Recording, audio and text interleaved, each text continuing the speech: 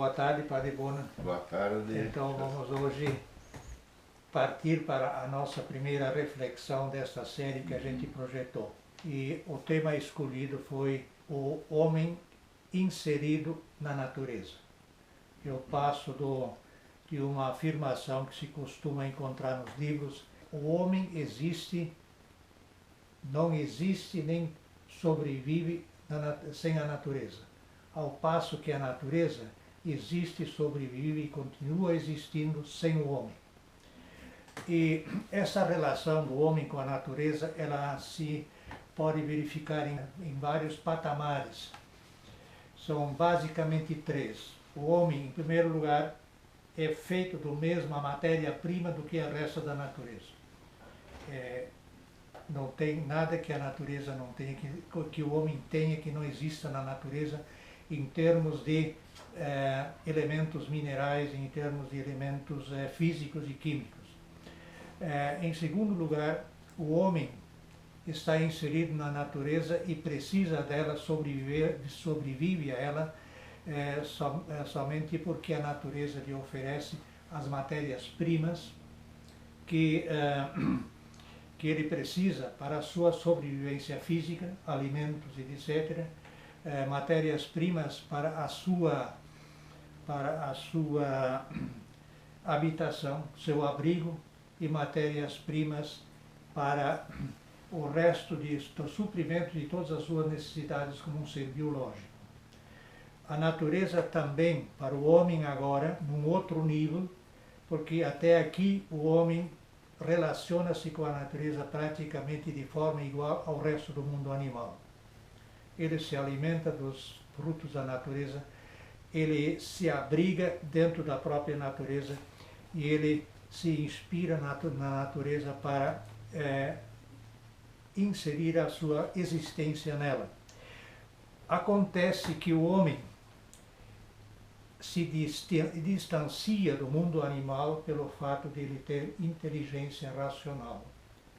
O animal tem instinto, isso significa, o animal tem memória, o animal conhece, o animal sente, porém o homem é capaz de conhecer o porquê do seu conhecer, que o animal não é capaz de conhecer ou analisar o porquê do seu saber. Então, por exemplo, o animal morre, todos os animais e seres vivos morrem, mas o homem, o ser humano, é o único que sabe que vai morrer, tem consciência de que vai morrer. Então, este novo mundo vai se inserir no meio ambiente de uma maneira mais somente humana. Quer dizer, o meio ambiente em que ele vive, ele vai lhe oferecer os elementos para a sua interpretação do universo, da natureza, de si mesmo, das incógnitas humanas, etc. Então em primeiro lugar, vamos falar sobre a própria natureza biológica do homem. O homem é um ser feito da mesma matéria-prima, do mesmo pó ou da mesma do barro da terra, como às vezes se fala. Se nós pegarmos um cadáver humano e o cremarmos, 60% a 70% é água. Do resto que sobra, a carcaça desidratada, vai dos 90 e tantos, 95% mais ou menos, são compostos de carbono. E aquele punhado de cinza que sobra é composto por mais ou menos 24, 26 elementos comuns. Basicamente carbono, hidrogênio, nitrogênio e oxigênio, e depois os demais sais minerais e outros elementos que se encontram na natureza, potássio, fósforo, ferro e assim por diante. Então o próprio organismo humano, ele é feito da mesma matéria-prima de que é feito a natureza. Em segundo lugar, o ser humano, como ser biológico, ele é regido pelas mesmas leis biológicas e pelos mesmos mecanismos biológicos que comandam todo o mundo animal. Quer dizer, fundamentalmente os processos vitais que se encontram lá no início nas arquibactérias, que são as formas de vida mais primitivas, elas são as mesmas que nós vamos encontrar no homem. Elas têm um DNA que comanda toda a sua identidade e comanda a sua evolução, se for o caso. O homem, por causa disso, evolui como qualquer espécie animal.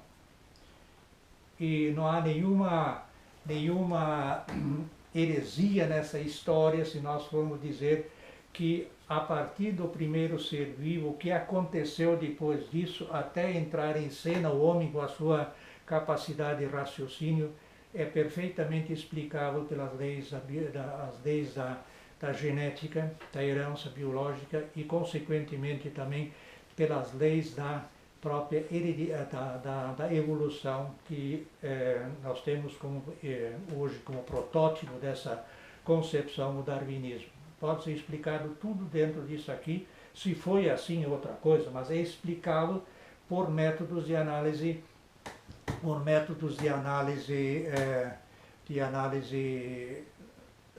fundamentada em metodologia científica. Acontece que quando quando o homem aparece realmente como ser racional, o Teilhard de Chardin ele afirma na sua obra O Fenômeno Humano que no momento em que em alguma savana da África relampejou em algum cérebro a centelha da racionalidade, aí começa a história humana. Em que consiste essa diferença? Muitos, inclusive cientistas e estudiosos do assunto, acham que o homem, na sua racionalidade, é apenas mais um passo normal dentro da evolução. Que ele é um macaco talvez um pouco melhorado, talvez até um pouco piorado.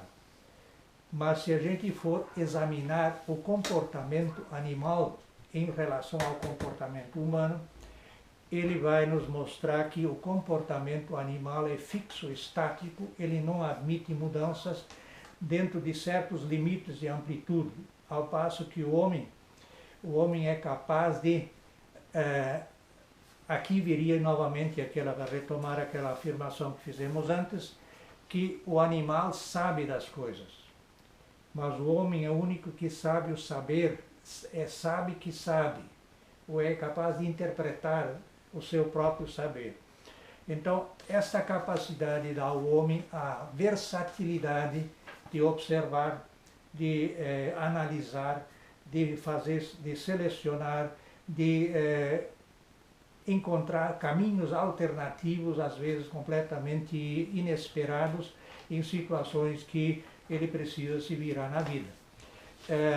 E este fato vai nos levar ao terceiro elemento que nós apontamos aí, que o homem tem por isso mesmo um relacionamento profundamente diferente com a natureza do que os animais. Os animais vivem dentro da natureza, estão sujeitos às leis cruas da natureza. O homem é capaz de manipular a natureza.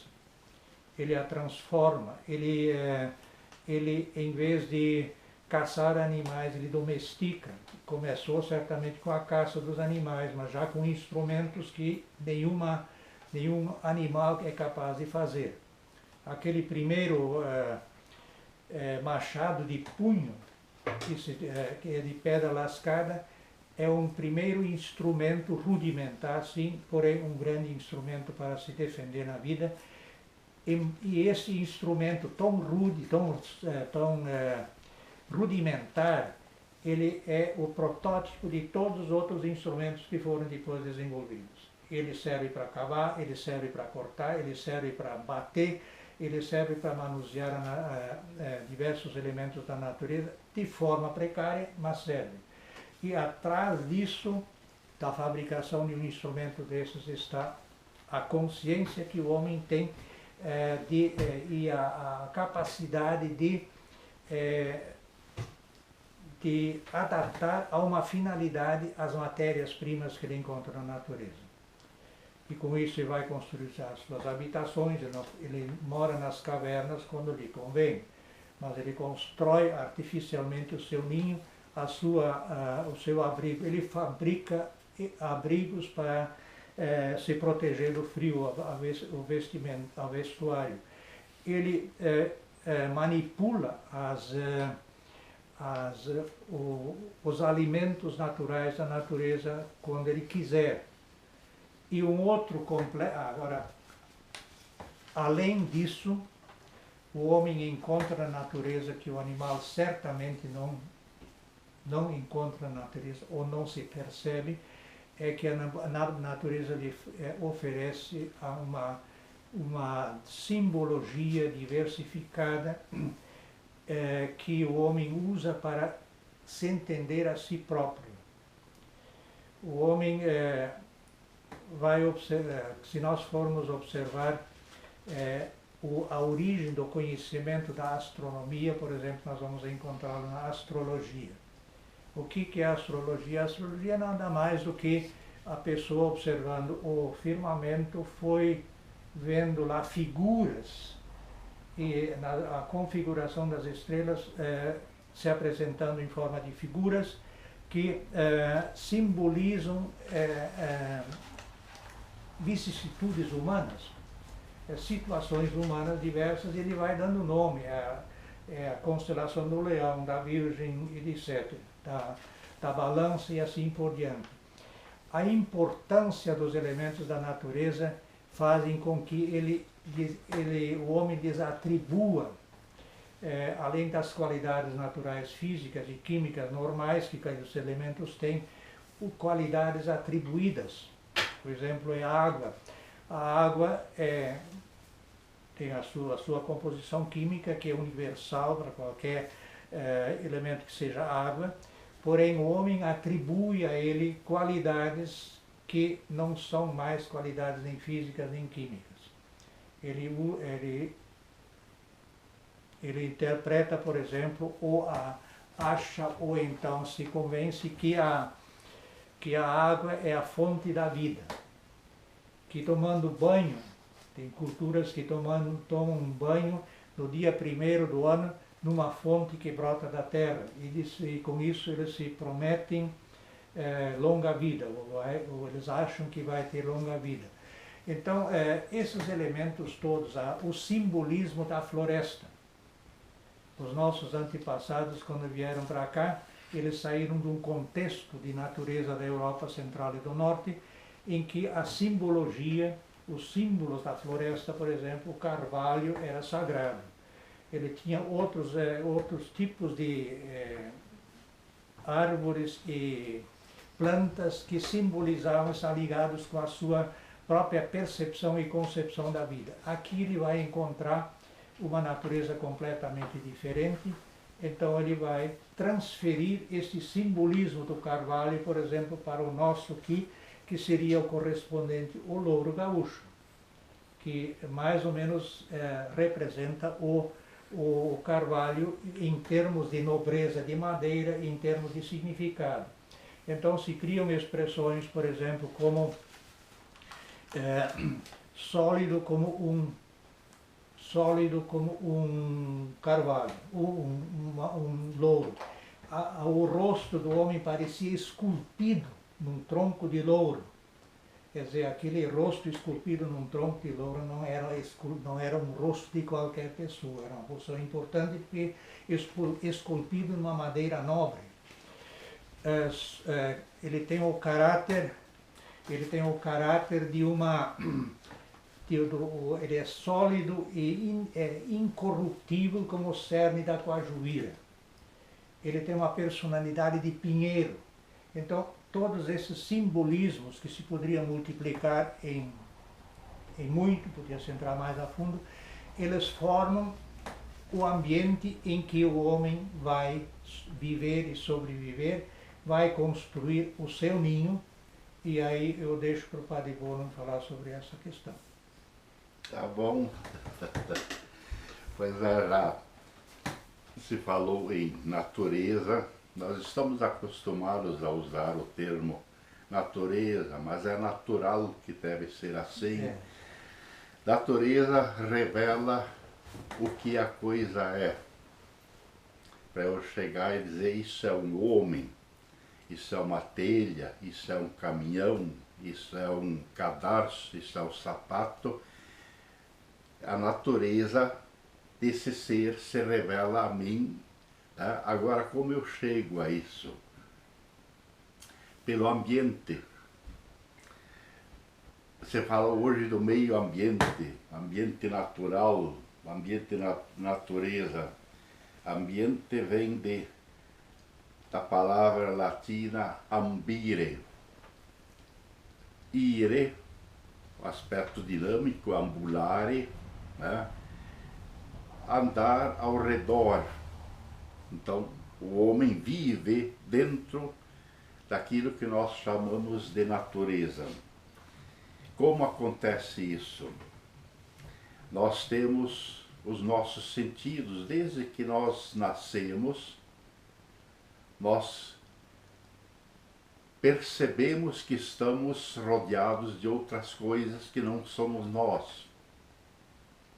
Então, pela visão, pela audição, pelo tato, pelo olfato, eu estabeleço contatos e observo em mim reações de alegria, tristeza, decepção, mas principalmente curiosidade. Então eu vejo um objeto e pergunto o que é isso. Aí a mãe diz, não, isso é um relógio.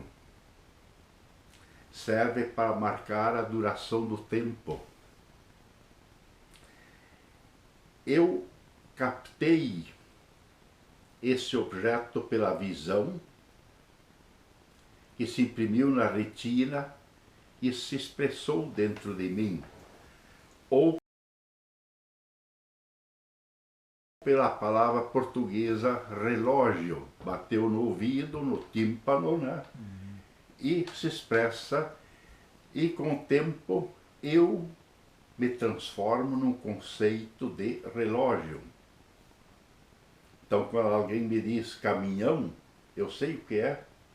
Árvore, piolho, né? Cabelo, cadarço, sapato.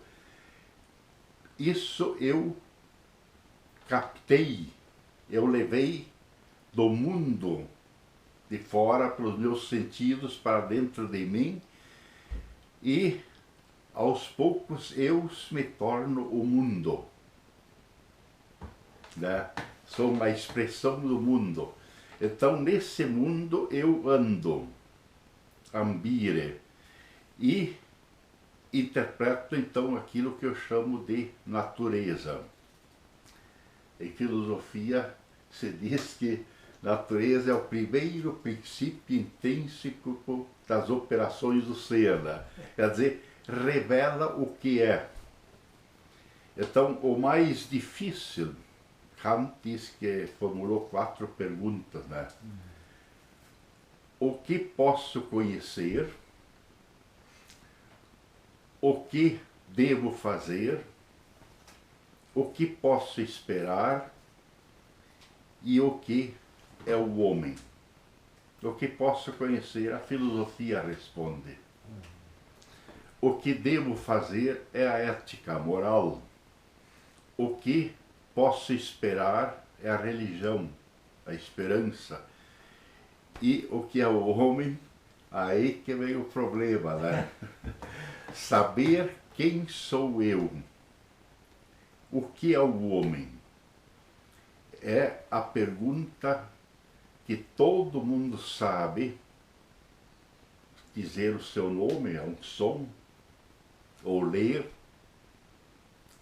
mas chegar, quem és tu, não basta dar a carteira de identidade, que apenas traz algumas características, tipo sanguíneo. O homem é muito mais do que tudo isso. E nós não podemos prender o homem dentro de um conceito. Ele é sempre mais. E por isso, ele gera em si o mundo e dá o sentido a esse mundo.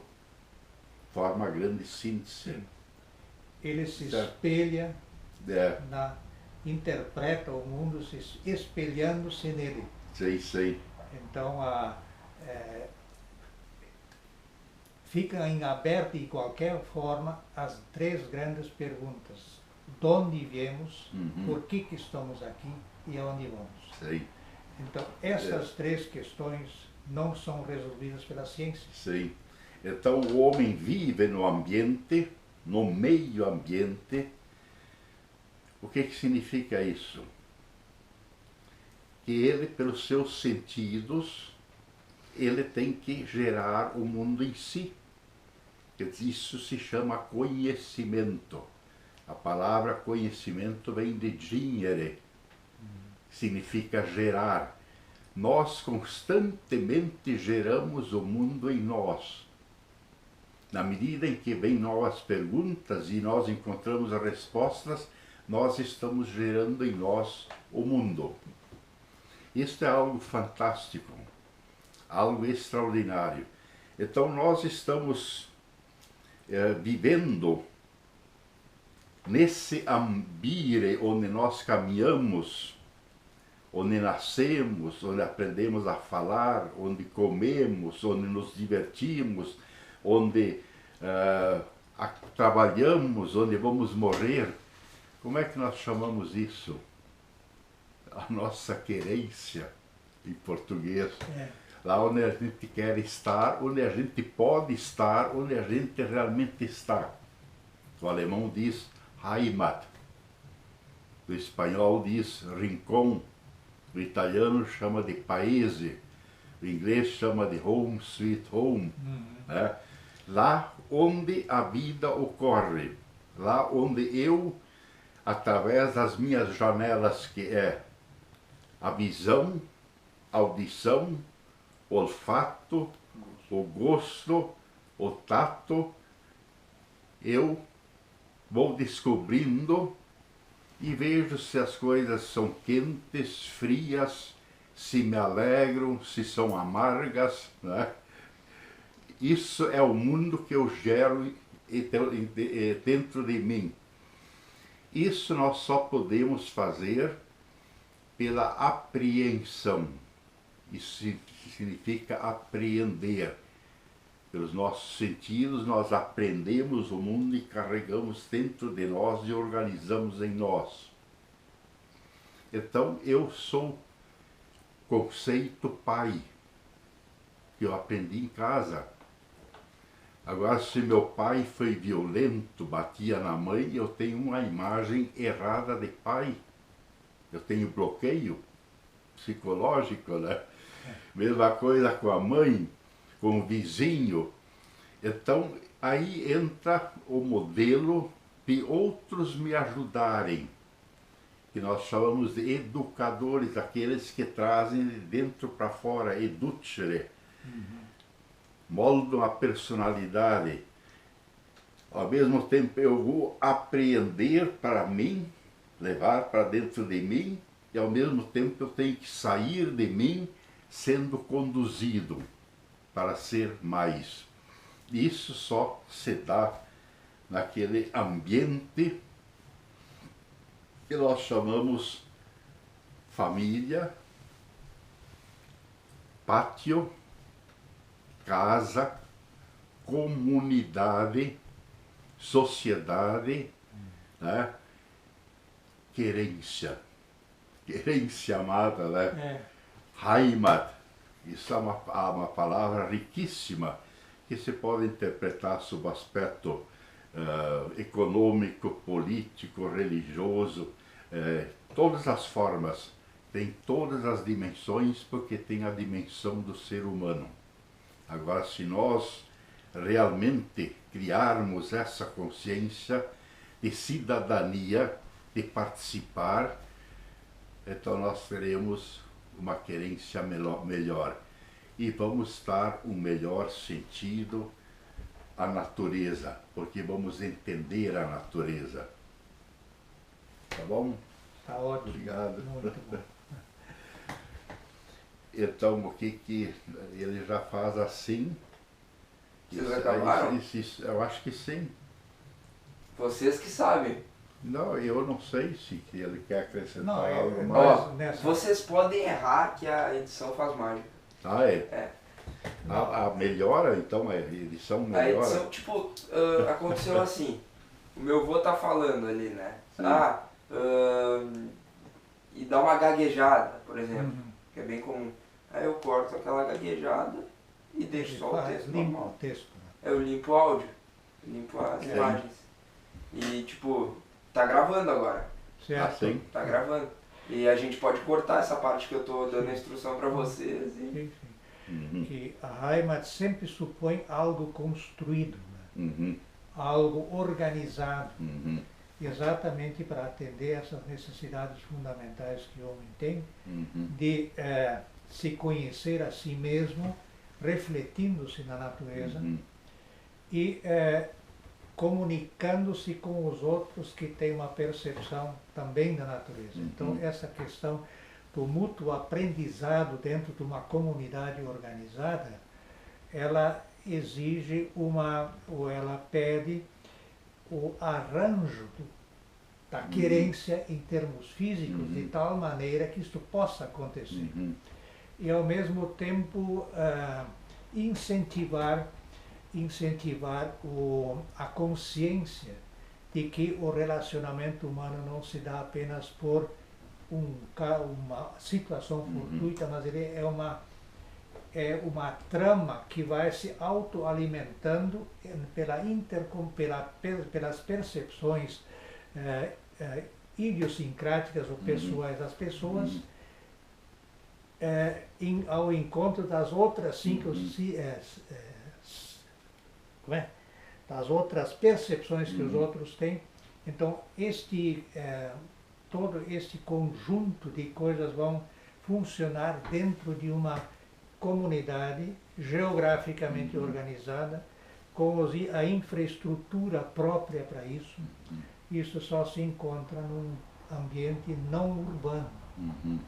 Então, se nós formos lá para o interior ver essas organizações, era a igreja, a escola, o cemitério, a casa de comércio, o clube. Uhum. Lá são atendidas essas necessidades todas de acordo com a percepção das pessoas individuais. Então, o coletivo e o individual se complementam e se alimentam mutuamente. Me parece que isso é a Heimat. Essa é a paisagem humanizada. Sei, sei. E a paisagem humanizada é a paisagem criada pelo homem dentro do contexto natural. E ela é tanto mais rica quanto menos o homem foi obrigado a mexer nisso aí. E a coisa chegar a um extremo, num edifício de apartamentos, numa cidade, não há vizinhos, nem há parentes. Há o vizinho como acidente geográfico e o parente como acidente biológico. Mas não há mais essa teia de relações mútuas.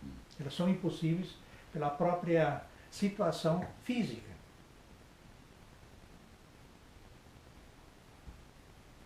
O Hof.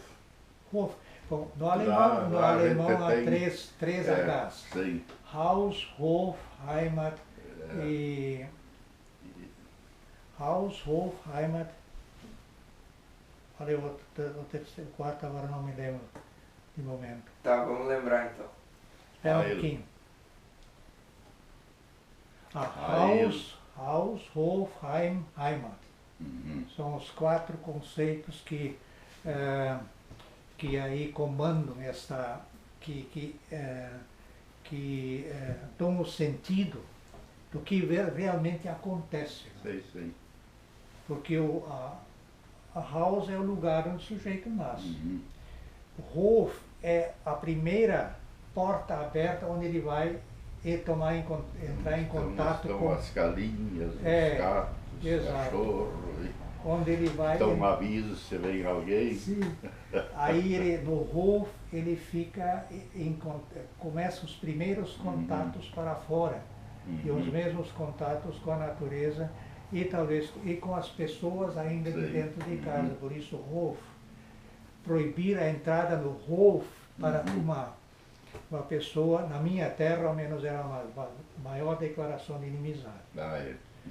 Então, Hof, depois, na Heimat está a comunidade. Então, a criança, pelos 7, 8 anos, ela sai do pátio, Hof, que é pátio, podemos dizer assim, e entra em contato com o mundo social, com outros. É. E bom, então seriam esses os elementos básicos aí. Me parece que aí está, e as canções e poesias e a literatura que fala desse assunto, eles todos remetem à Heimat uma raiz. Lá o homem tem as suas raízes. Me lembro de uma canção que o Freddie Quinn, aquele cantor alemão depois da guerra, diz: Es fährt ein Schiff nach Hongkong. Ich habe Sehnsucht nach zu Hause. Ich habe Sehnsucht nach der Ferne und Sehnsucht nach zu Hause. Ich sag zu Wind und Wolken, nimm mich mit, ich tausche gerne alle 4 und 5 Länder für eine Heimfahrt auf. Então, todo esse, eu acho que isso é de uma riqueza tal que a gente só consegue intuir. Não dá para medir. Ah, é.